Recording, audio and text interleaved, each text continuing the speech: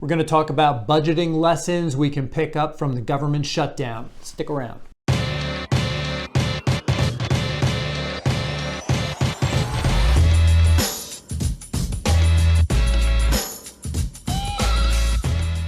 So we had an almost government shutdown recently.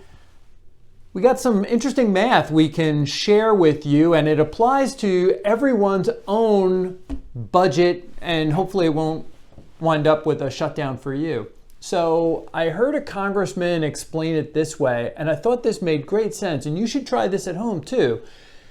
When you look at the budget in terms of percentages, or just use a dollar, 67 cents of the government dollar goes to programs like Social Security, Medicare, Medicaid, programs like that.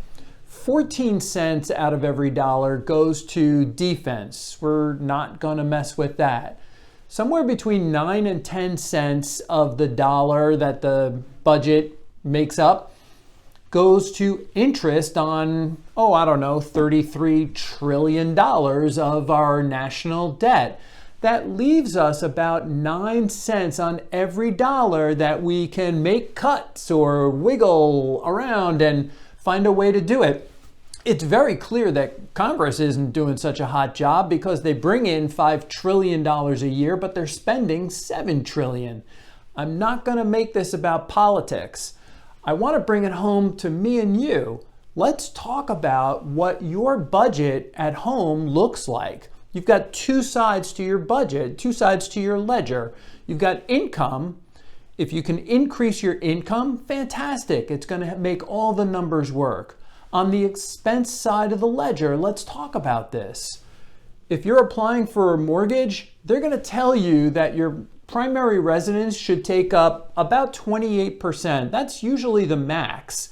28% of your gross pay can go towards housing expense. Now, depending on the banks, they can go up to 30%, but they also tell you that somewhere between 36 and 40% should be the max for all of your debt payments. And so you've got things like car lease, you've got credit cards, now you have to pay student loans again. You've got all of these things that get factored in. So you really need to take a long look at where your major expenses are. What are the big buckets on your budget, on your balance sheet, your ledger? It's really very important because when you go through this, people are like, gee, I don't know if I should give up that $5 a day latte habit at Starbucks. That may not even move the needle for you. But an $800 car lease, that might actually make a difference for you.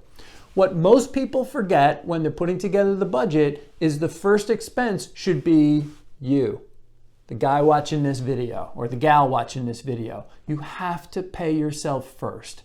Now, for some folks, that might mean maxing out your contribution to your retirement plan at work.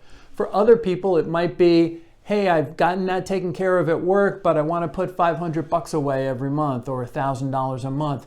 Don't skip that. Don't wait until the end of the month or make yourself last. Make yourself first. It's the only way out of a budget mess. That is the message for episode 355. Thanks for tuning in.